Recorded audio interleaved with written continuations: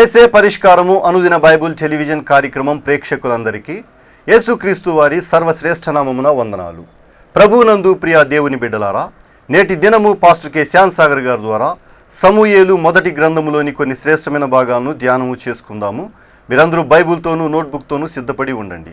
ఈ దినపు ఎపిసోడ్కు ఆర్థిక సహకారము అందించిన వారు విద్యానగర్ వాస్తవ్యులు శ్రీ కలతోటి రత్నకిషోర్ గారు, సునీత గారు, వారి బిడ్డలు చిన్ను, మిన్నులు ఈ దినపు ఎపిసోడ్కు ఆర్థిక సహకారం అందించారు. మీరందరూ సిద్ధపడి ఉంటే పాస్టర్ కె శ్యామ్ సాగర్ గారు ప్రార్థన చేసి ఈ దినపు వాక్య పరిచర్య చేస్తారు. ప్రార్థన చేసుకుందాం. దయచేసి తలలు వంచండి, ప్రార్థనలో ఏకీభవించండి. నేటి వాక్య ధ్యానానికి ఆర్థిక సహకారం అందించిన సహోదరులు కలతోటి రత్నకిషోర్ గారు, సునీత గారు, వారి బిడ్డలు చిన్ను, మిన్ను కొరకు దయచేసి ప్రార్థించండి. ప్రార్థన చేసుకుందాం. పరిశుద్ధుడైన తండ్రి, ప్రేమగల ప్రభు, మీ ఘననామమునకు స్తుతులు స్తోత్రములు చెల్లిస్తున్నాం. ఈ రాత్రికాల సమయంలో మీ పాదముల చెంతకు వచ్చి మిమ్మల్ని స్తుతించు భాగ్యం ఇచ్చినందుకు స్తోత్రాలు అర్పిస్తున్నాం. ఈ రాత్రి ప్రత్యేకంగా మీ ప్రియబిడలైన మా ప్రేక్షకులందరినీ మీ యొక్క ఆధ్యాత్మిక ఆశీర్వాదముల చేత ఆశీర్వదించుమని వేడుకుంటున్నాం. ప్రత్యేకంగా నేటి వాక్య ధ్యానానికి ఆర్థిక సహకారం అందించిన మీ దాసులు కలతోటి రత్నకిషోర్ గారిని, సునీత గారిని దీవించండి. వారికి ప్రేమించి మీరు ఇచ్చిన చిన్న బిడ్డలు చిన్ను, మిన్నుని దీవించండి. వారి కుటుంబ సభ్యులందరినీ ఆశీర్వదించండి. ప్రభు, ఈ సమయంలో ప్రత్యేకంగా అనారోగ్యంతో ఉన్న బిడ్డల కొరకు ప్రార్థిస్తున్నాం. వారికి ఆరోగ్యాన్ని ఇవ్వండి. ఆధ్యాత్మికంగా ప్రభు రక్షణ భాగ్యము లేని వారి కొరకు ప్రార్థిస్తున్నాం. అనేకులు యేసుక్రీస్తు నామమునందు విశ్వాసం ఉంచినట్లు మీ కృపా సహాయమును అనుగ్రహించండి. యేసే పరిష్కారం ద్వారా వాక్యం వింటున్న ఈ రాత్రి కాలపు ప్రేక్షకులందరిపై మీ ఆశీర్వాదపు జల్లులు అనుగ్రహించమని యేసు ప్రభు పేరిట అడుగుచున్నాము తండ్రి, ఆమేన్. ప్రభువునందు ప్రియమైన దేవుని బిడ్డలారా, దయచేసి మీ పరిశుద్ధ బైబిల్ గ్రంథాన్ని తెరిచి సమూయేలు మొదటి గ్రంథము 25వ అధ్యాయము 24వ వచనము నుండి మనం ధ్యానం చేద్దాం.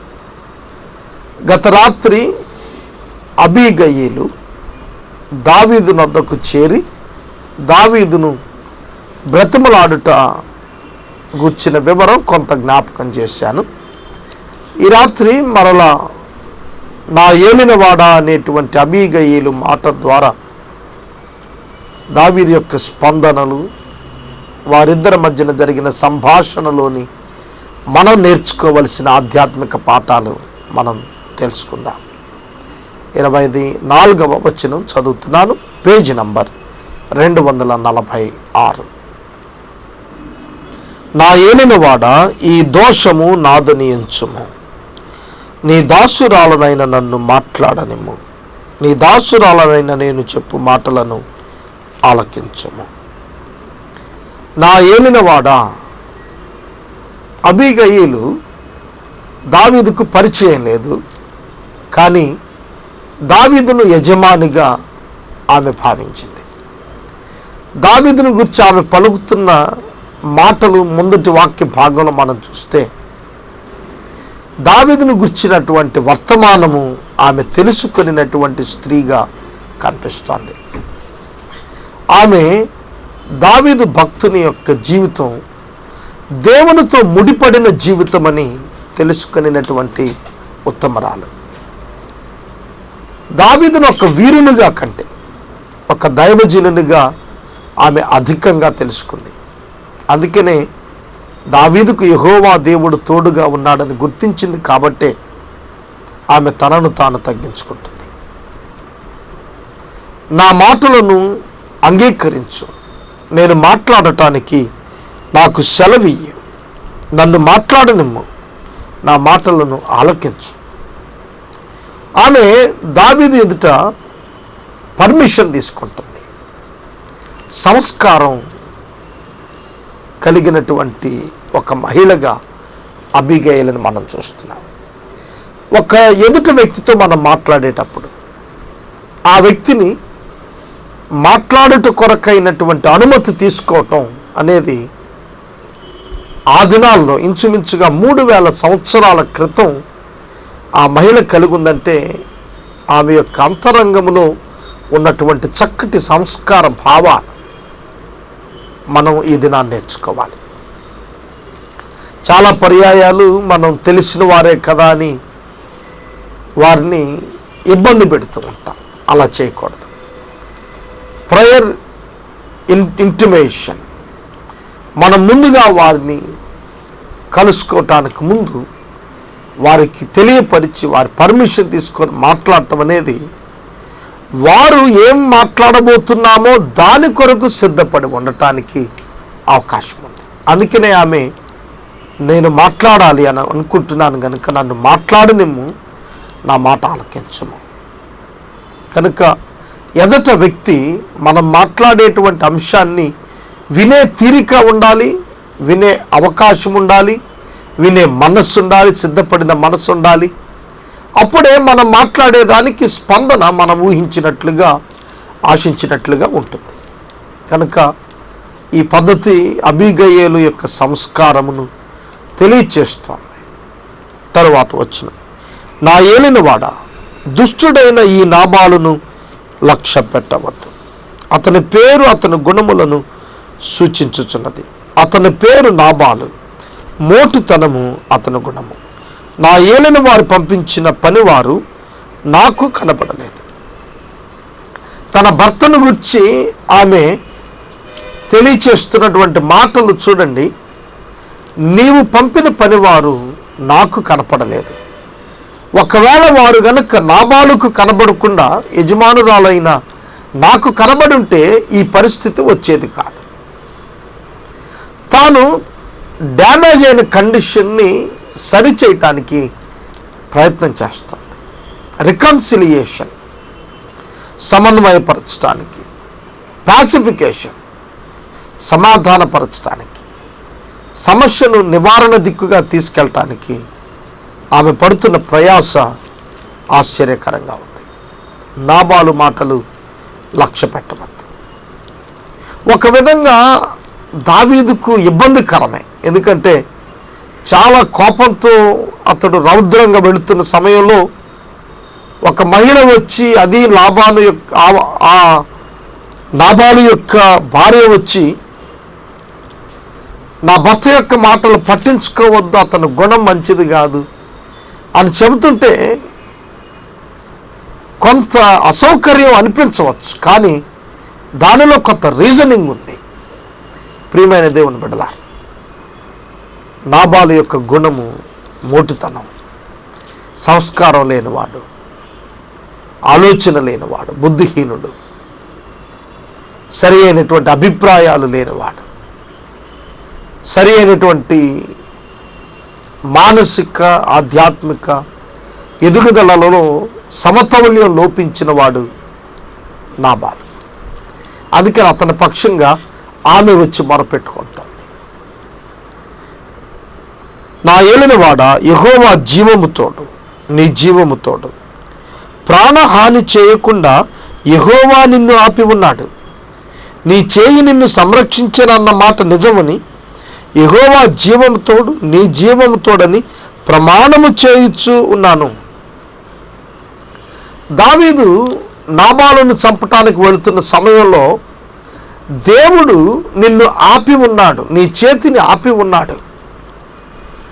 నేను కాదు వచ్చింది, దేవుడే నీ జీవితంలో ఇటువంటిది జరగకుండా ఆపటానికి ఒక అవకాశం ఇచ్చినట్లుగా దేవుడు నన్ను పంపించాడు. దీనికి జీవముతోడు, యెహోవా జీవముతోడు, దేవుడు నిన్ను అటువంటి హత్య అపరాధములో పడకుండా కాపాడాడు అని ఆమె మనవి చేసుకుంటోంది. ఆమె ప్రయత్నం ఏమిటంటే దావీదు యొక్క అభిప్రాయం మార్చుకునేటట్లుగా ఆమె ప్రయత్నం చేస్తోంది, కృషి చేస్తోంది. కొందరు అమాయకుల యొక్క ప్రాణాలు కోపంతో తీసేయకుండా దావీదు దేవుని ఎదుట కూడా దోషి కాకుండా ఆమె అడ్డుపడుతోంది. 27వ వచనం, నీ శత్రువులు నా ఏలిన వాడవైన నీకు కీడు చేయ ఉద్దేశించుచున్నారు. వారు నాబాలు వలె ఉందురుగాక. అయితే నేను నా ఏలిన వాడగు నీ యొద్దకు తెచ్చిన ఈ కానుకను నా ఏలిన వాడగు నిన్ను వెంబడించు వారి పని వారికి ఇప్పించి నీ దాసురాలైన నా తప్పు క్షమించుము. నా ఏలిన వాడవగు నీవు యెహోవా యుద్ధములను చేయుచున్నావు గనుక నా ఏలిన వాడవగు నీవు ఆయన శాశ్వతమైన సంతతిని పొందుదుము. నీవు బ్రతుకు దినములన్నిటిను నీకు అపాయము కలుగకుండును. అబీగయలు పలుకుతున్న ప్రతి మాట అమూల్యమైన మాటే, ఆలోచనతో కూడిన మాట, వివేకాన్ని కలిగించేటువంటి మాట, కోపాన్ని చల్లార్చేటువంటి మాట.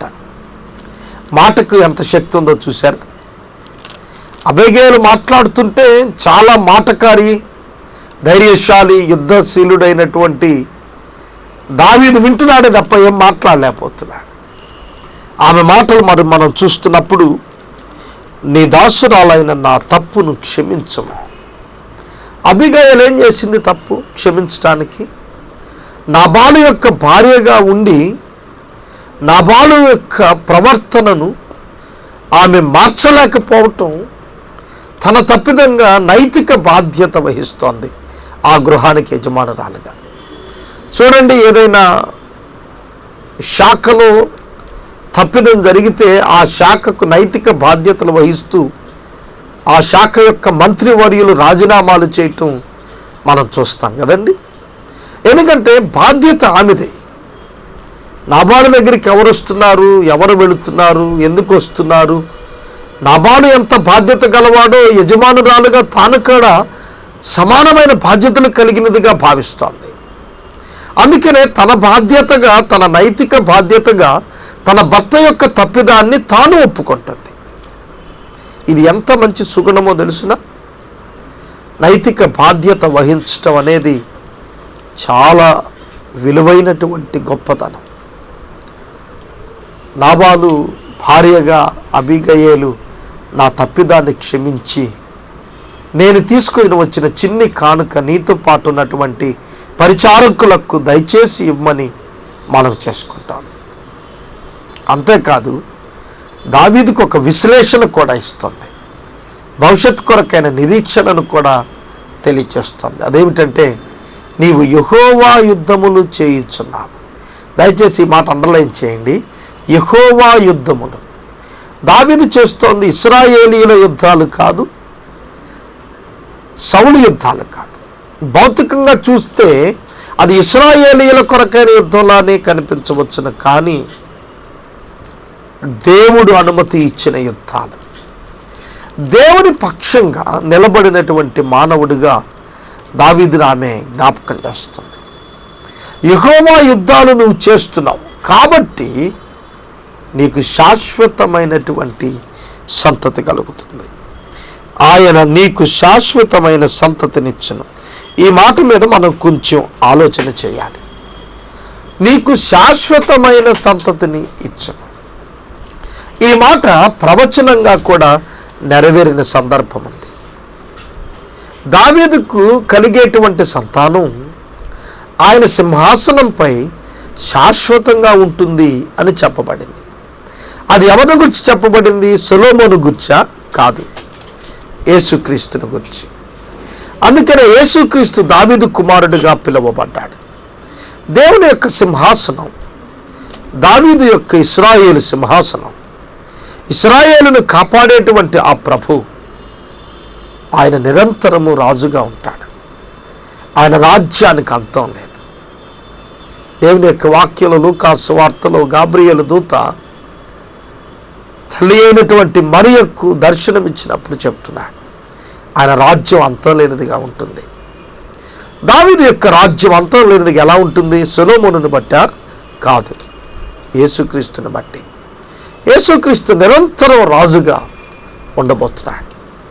కనుక అబీగయలు చెప్తుంది చూశారు, నీవు యెహోవా యుద్ధాలు చేస్తున్నావు కనుక నీకు శాశ్వతమైన సంతతిని దేవుడిస్తాడు. నీ సంతానం అంతము లేనిదిగా ఉంటుంది. ఏ వ్యక్తి అయినా కోరుకునేది అదేనండి. తన తర్వాత తరాల వారు క్షేమంగా వర్ధిల్లాలని, ఒక పొజిషన్లో ఉండాలని, అనేకులకు ఆదరణ ఇచ్చేవారు ఉండాలి తప్ప అడుక్కు తినేవారు ఉండాలని ఏ వ్యక్తి కోరుకోడు కదా. ఆ దీవెన ఇస్తుంది. చూడండి, దావీదు భవిష్యత్తు తరాల వారు దీవించబడాలని ఆమె అనుకుంటాం. ఎంతో గొప్ప విషయం ఇది. దావీదు యొక్క హృదయం నీరు కరిగినట్టు కరిగిపోతుంది. ఆ వేడి మంచు చల్లారినట్టు చల్లారిపోతుంది. అతనిలో ఆగ్రహం స్థానంలో ఆలోచన వస్తుంది. ఆవేశ స్థానంలో వివేకం కలుగుతోంది. చూడండి, అబీగయీలు యొక్క దౌత్యం ఎంతగా దావీదులో పరివర్తన తెస్తోంది. మన మాటలు ఎదటి వారికి కోపం తెప్పిస్తున్నాయా? ఇరువురి మధ్యన మంట రేపుతోందా? లేక ఇరువురి మధ్యన సయోధ్య కుదురుస్తుందా? ఇరువురు తగాదా పడిన వారి మధ్యన శాంతి నెలకొల్పుతోందా? చాలా పర్యాయాలు మన నోటి మాటను మనం ఇతరులకు హానికరంగా వాడుతూ ఉంటాం కదండి. అలా దయచేసి వాడద్దు. వాక్యం చెప్తున్న మీతో నేను కూడా బోధించుకుంటున్నాను. మన మాటలు పరిశుద్ధంగా ఇతరులకు క్షేమాభివృద్ధిని కలిగించేవిగా ఉండాలి. వివేకము శూన్యులకు వివేకమునిచ్చు మాటలుగా ఉండాలి. నీ సంతతి శాశ్వతమైన సంతతిని యెహోవా నీకు ఇస్తాడు. It's a greatest privilege for David. దావీదు అక్కడికి ఆ భాగ్యం దక్కింది. దావీదు కుమారుడు యేసుక్రీస్తు ప్రభువు దావీదును తండ్రిగా పిలిచాడు. తన దాసుడైన దావీదును తనకు తండ్రిగా ఆయన ఆ మాటలో రాజరికాన్ని బట్టి వాగ్దానపు నెరవేర్పు దావీదుకి ఇస్తున్నాడు. 29వ వచనం, నిన్ను హింసించుటకైనను నీ ప్రాణము తీయుటకైనను ఎవడైనా ఉద్దేశించిన ఎడల నా ఏలినవాడగు నీ ప్రాణము నీ దేవుడైన యెహోవా యొద్ద జీవపు మూటలో కట్టబడును. జీవపు మూటలో కట్టబడును.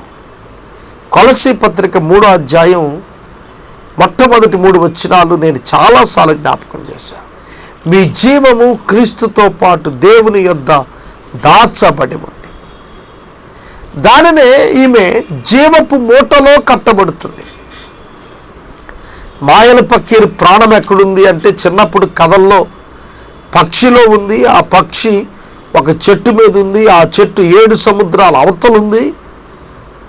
ఎవరైనా కష్టపడి వెళ్ళి చెట్టు ఎక్కే టైంకి అది పారిపోతుంది అని కథలు చెప్పేవాళ్ళు కదండి. అంటే అసాధ్యం వాడు ప్రాణం తీయటం అనేది ఒక స్టోరీగా మన చిన్నప్పుడు చెప్పేవారు.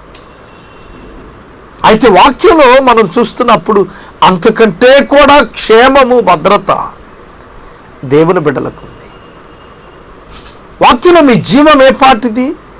ఇంతలో కనపడి అంతలో ఆవిరయ్యేటువంటి వారే కదా అని చెప్పబడిన వాక్యంతో మీ జీవము దేవుని యందు క్రీస్తుతో కూడా దాచిపెట్టబడి ఉంది. ఒకసారి ఆలోచించండి. భౌతిక పరంగా మానవుని జీవితం నీటి బుడగ వంటిదే. కానీ ఇదే మానవ జీవితాన్ని యేసుక్రీస్తు ప్రభువారు శాశ్వత జీవము కలిగినదిగా మార్చుతున్నారు. ఎంత గొప్ప భాగ్యం అండి. ఇది కేవలం ఉచితంగా యేసు ప్రభు నామమునందు విశ్వాసం వలన కలుగుతుంది. నీ ప్రాణమును తీయాలని ఉద్దేశించిన వారి ఎదుట నీ ప్రాణము దేవుని యొక్క జీవపు మూటలో కట్టబడినట్టుంటుంది. అయితే ప్రాణం తీయాలని వచ్చిన వారు వడిసెలలో వేయబడిన రాయి విసిరివేయబడినట్లు దూరంగా విసిరివేయబడతారు. ఒక రాయి ఎంత వేగంగా అవతలకు పోతుందో అంత వేగంగా దేవుడు నీ శత్రువులను నాశనం చేస్తాడు. ఒకటి సంతతి గురించి పాజిటివ్గా చెప్పింది. రెండవది శత్రువులను గుర్చిన విషయంలో కూడా ఆనందపరిచేటట్లుగా మాట్లాడింది. 3 సేవకుల విషయంలో ఆహారం తెచ్చానంది. 4 పగ విషయంలో అతనిని ఆపు చేయగలిగింది. ఇన్ని కార్యక్రమాలు, ఇన్ని విషయాలు ఆమె ఒక్కతే వేయగలుగుతుంది. యెహోవా నా ఏలినవాడగు నిన్ను గూర్చి సెలవిచ్చిన మేలంతటినీ నీకు చేసి నిన్ను ఇశ్రాయేలీయుల మీద అధిపతిగా నిర్ణయించిన తరువాత నా ఏలినవాడవగు నీవు రక్తమును నిష్కారణముగా చిందించినందుకే గాని నా ఏలినవాడు వగు నీవు పగ తీర్చుకొనినందుకే గాని విచారమైనను దుఃఖమైనను నా ఏలినవాడు వగు నీకు ఏమాత్రమును కలుగకపోవును గాక. వెరీ లిటిగెంట్ కదండి అబిగయేలు. ఎక్కడ మెలిపెట్టి మాట్లాడుతుంది. ఇప్పుడు నీవు నన్ను దాటి గనక వెళ్ళి నిష్కారణంగా కొన్ని ప్రాణాలు తీసేస్తే అయినప్పటికీ దేవుడు నిన్ను అధిపతిని చేస్తాడు. ఆ దినాన నీవు చింతించాల్సి వస్తే అలాంటి చింత నీకు ఉండకుండా ఉండినట్లుగా దేవుడు చేయునుగాక అంటే నీవు ఇప్పుడు వారిని చంపకుండా ఉందువుగాక అని జ్ఞానంగా మాట్లాడుతోంది. నీవు రాజు అవుతావు, అధిపతి అవుతావు. నీవు ఒకవేళ ఇప్పుడు నన్ను దాటి వెళ్ళి వాళ్ళని చంపేస్తే నిష్కారణంగా రక్తపాతం చేశావు అనే బాధ నిన్ను బాధించుతుంది. అది కలగకుండా ఉండు నిమిత్తము ఇప్పుడు నీవు ఆ పని చేయవద్దని చాలా పాజిటివ్గా నెగిటివ్ని చెప్తాంది. ప్రియమైన దేవుని బిడ్డలారా, ఆమె యొక్క కమ్యూనికేషన్ విధానం ఒక మధ్యవర్తి కనుక నేర్చుకోగలిగితే ఎంతటి కార్యాలనైనా సాధించవచ్చు. దేశాల మధ్యన విపరీతమైనటువంటి అగ్ని పుడుతున్న ఈ దినాల్లో ఇటువంటి నమ్మకమైన రాయబారులు ఔషధం వలె పనిచేస్తారు. అటువంటి రాయబారులు దేశాల మధ్యన శాంతిని నెలకొల్పటానికి ఉండేటట్లు మనం తప్పక ప్రార్థన చేయాలి. అట్టి జ్ఞానం కలిగిన దైవజనులు ఈ చివరి దినాల్లో లెగాలి. 32వ వచనంలో యెహోవా నా ఏలినవాడు నీకు మేలు చేసిన తరువాత, అన్నింటికంటే ఆఖరిగా ఆమె చెప్తుంది ఏమిటో తెలిసిన, నీ దాసురాలనగు నన్ను జ్ఞాపకము చేసుకొనము. చివరిగా మాట్లాడుతుంది, తన గురించి మాట్లాడుతుంది. అయితే మనమైతే మొదట మన సంగతులు చెప్పుకుంటాం, తర్వాత ఇతరుల సంగతి మాట్లాడదాం అంటాం. కానీ అబిగయేలు అందరి గురించి ముందు మాట్లాడింది, చివరి తనని జ్ఞాపకం చేసుకుంది. She never requested anything. ఏమీ అడగలేదండి, ఒక్కటే మాట అంది, నీవు అభివృద్ధి చెందిన దినాన నన్ను మర్చిపోవద్దు, నన్ను జ్ఞాపకం చేసుకో. Wonderful word it is. ప్రియమైన దేవుని బిడ్డలారా, చేయవలసిన మేలు మనం చేస్తే దావీదు కాదండి అబీగేలు జ్ఞాపకం చేసుకునేది, దేవుడు జ్ఞాపకం చేసుకుంటాడు. మనుషులు కాదండి మనల్ని జ్ఞాపకం చేసుకునేది, దేవుడు జ్ఞాపకం చేసుకుంటాడు. మనుషులకు మీరు మేలు చేస్తే, మనుషులను మీరు ప్రేమిస్తే, మనుషులను మీరు ఆదరిస్తే దేవుడు మిమ్మల్ని జ్ఞాపకం చేసుకుంటాడు. అబీగయేలు అదే కోరుతోంది దావీదును. నీవు మేలు పొందిన తరువాత, దేవుడు నిన్ను ఆశీర్వదించిన తరువాత, దేవుడు నీకు మేలు చేసిన తరువాత నీవు నన్ను జ్ఞాపకం చేసుకో. ప్రతి విశ్వాసి కూడా తన పట్ల మేలు చేసిన వారిని ఎన్నడూ మరవకూడదు. తనకు మేలు చేసిన వారిని జ్ఞాపకం ఉంచుకొని మేలు చేయటం దైవ సంబంధమైన లక్షణం. అందుకనే 103వ సంకీర్తనలో, నా ప్రాణమా యెహోవాను సన్నతించుము, నా అంతరంగమునందున్న సమస్తమా ఆయన పరిశుద్ధ నామమును సన్నతించుము. నా ప్రాణమా యెహోవాను సన్నతించుము, ఆయన చేసిన మేలులలో దేనిని మరువకము అన్నాడు. దేవుడు మేలు చేసినప్పుడు దేవుణ్ణి ఎలా మరువకూడదని చెప్పబడిందో, మనుషులు చేసిన మేలును కూడా మనం మరవకూడదు. నా జీవితంలో వ్యక్తిగత అనుభవంలో నా స్నేహితులు నాకు చేసిన మేలు, నా కష్టకాలంలో దేవుని బిడ్డలు నాకు చేసిన మేలును నేను ఎన్నడూ మరవను. వారికి సముచిత స్థానాన్ని కల్పించి, వారిని హెచ్చించి, వారిని దేవుని యొక్క దీవెనలకు పాత్రలయ్యేటట్లుగా ప్రవర్తించడం ద్వారా నేను అధిక మేలులను, అధిక ఆశీర్వాదాలను నేను పొందగలిగాను. అబిగయలు అదే చెబుతోంది, దావీదు గారు మీరు దేవుని చేత మేలు పొందినప్పుడు నన్ను జ్ఞాపకం చేసుకోండి అని. 32వ వచనం, అందుకు దావీదు, నాకు ఎదురుపడుటకై నిన్ను పంపిన ఇశ్రాయేలీయుల దేవుడైన యెహోవాకు స్తోత్రం కలుగునుగాక. ఈ యొక్క చక్కటి వేదికకు కారణమైనటువంటి దేవునికి స్తోత్రాలు అంటున్నాడు దావీదు. అబీగయలు మాట్లాడుతుంటే దావీదు అంతరంగం పరివర్తనకు గురైంది. కారణం ఏంటంటే పరిశుద్ధాత్మ దేవుడు. అందుకనే దావీదు గుర్తించి మాట్లాడుతున్నాడు, దేవుడు నిన్ను పంపాడు. అందుకనే నీవు మాట్లాడుతున్న మాటలు నా అంతరంగానికి చాలా నెమ్మదిని కలుగు చేశాయి, ఆశీర్వాదకరంగా ఉన్నాయి, ఆనందదాయకంగా ఉన్నాయి. యేసే పరిష్కారం కార్యక్రమం వేలాది కుటుంబాలు ఈ అనుభవాన్ని చెబుతున్నారు. మా కుటుంబాలకు ధైర్యాన్ని ఇచ్చిందని, మా కుటుంబానికి నెమ్మదిని కలిగించిందని, మా కుటుంబం ఆధ్యాత్మికంగా ఎదిగిందని చాలామంది సాక్ష్యం ఇస్తున్నారు. కారణం ఏమిటంటే దేవుడు దీని వెనక ఉండటమే. దావీదు గుర్తించాడు, అబీగయలును దేవుడు పంపాడు అని దావీదు గుర్తిస్తున్నాడు. నేను నీకు కీడు చేయకుండానట్లుగా నన్ను ఆపినటువంటి దేవునికి స్తోత్రాలు అంటున్నాడు.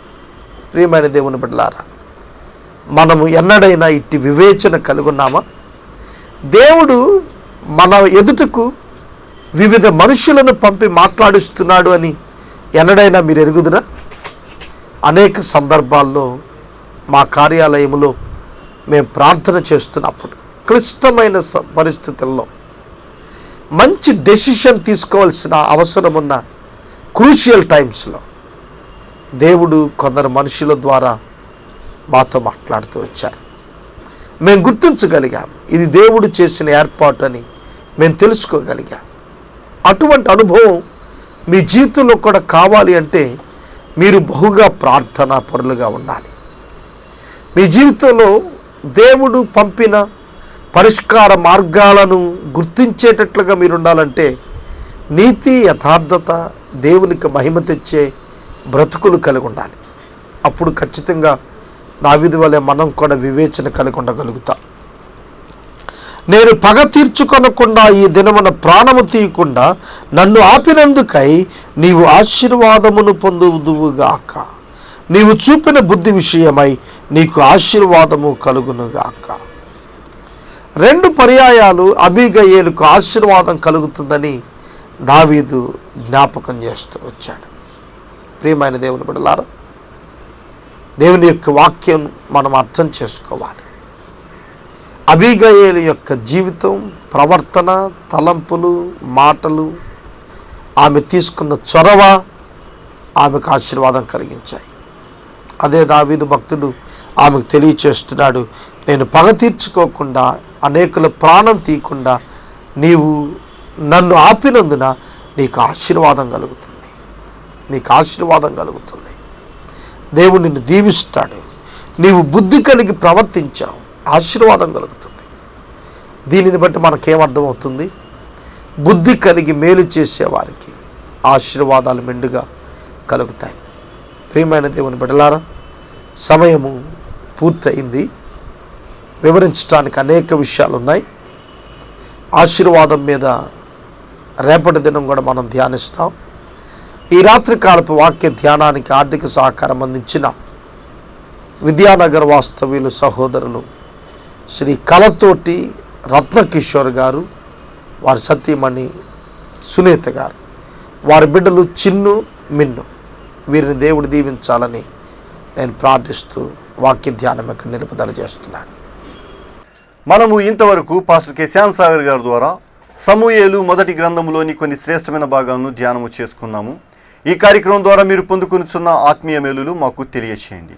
మీ ప్రార్థనా అవసరతలు మాకు తెలియచేస్తే సోమవారం నుండి శనివారం వరకు మా కార్యాలయంలో ఏర్పాటు చేయబడిన ప్రత్యేక ప్రార్థనా శిబిరంలో మీ కొరకు ప్రార్థిస్తాము. మీ కుటుంబ పక్షముగా ఒక ఎపిసోడ్ ప్రసారం చేయాలనుకునేవారు మాకు తెలియచేయండి. ఈ దినపు ఎపిసోడ్కు ఆర్థిక సహకారము అందించిన వారు విద్యానగర్ వాస్తవ్యులు శ్రీ కలతోటి రత్నకిషోర్ గారు, సునీత గారు, వారి బిడ్డలు చిన్ను, మిన్ను. ఏసే పరిష్కారము సర్వే నిమిత్తము ఈ వేసవి సెలవుల్లో పనిచేయుటకు వాలంటీర్స్గా యవనస్తుల్ని మేము ఆహ్వానిస్తూ ఉన్నాము. ఆసక్తి ఉన్నవారు మమ్మల్ని సంప్రదించండి. ముగింపు ప్రార్థన ఆశీర్వాదాలతో ఈ కార్యక్రమాన్ని ముగించుకుందాం. ప్రార్థన చేసుకుందాం. దయచేసి తలలు వంచండి, ప్రార్థనలో ఏకీభవించండి. నెలాఖరికి వచ్చాం. ఏసే పరిష్కారానికి ఆర్థిక అవసరతల కొరకు ప్రార్థించండి. ఎపిసోడ్ స్పాన్సర్స్ ముందుకు రండి. లక్షలాది మంది ప్రజలకు అతి తక్కువ ఖర్చుతో సువార్త ప్రకటన చేయటానికి ముందుకు రండి. ప్రార్థన. పరిశుద్ధుడా, మీ ఘననామానికి స్తోత్రం. వాక్యం విన్న బిడ్డలను దీవించమని ప్రార్థిస్తున్నాం. అనారోగ్యంతో ఉన్న బిడ్డలకు ఆరోగ్యం దయచేయండి. మీ దాసులు విద్యాసాగర్ గారు, నళిని గారి కొరకు ప్రార్థిస్తున్నాం. వారు తమ యొక్క కుటుంబంలో పెద్దలను పోగొట్టుకున్న దుఃఖంలో ఉన్నారు. వారికి ఆదరణ దయచేయమని అడుగుతున్నాం. ప్రభు, ఈ రాత్రికాల సమయంలో ఆప్తులను పోగొట్టుకుని అనేక మంది పరిష్కారం ఆయన ప్రేక్షకులు ఉన్నారు. వారందరికీ ఆదరణ దయచేయమని ప్రార్థిస్తున్నాం. ఘనత, మహిమ, ప్రభావాలు మీరు పొందమని మా రక్షకుడిని యేసయ్య దివ్యనామములో స్తుతించి వేడుకొనుచున్నాము తండ్రి. ఆమేన్. మన తండ్రి అయిన దేవుని ప్రేమ, కుమారుడైన యేసుక్రీస్తు వారి యొక్క కృప, పరిశుద్ధాత్మ దేవుని యొక్క అన్యోన్య సహవాసం సదాకాలం మనకందరికీ తోడై ఉండును గాక. ఆమేన్.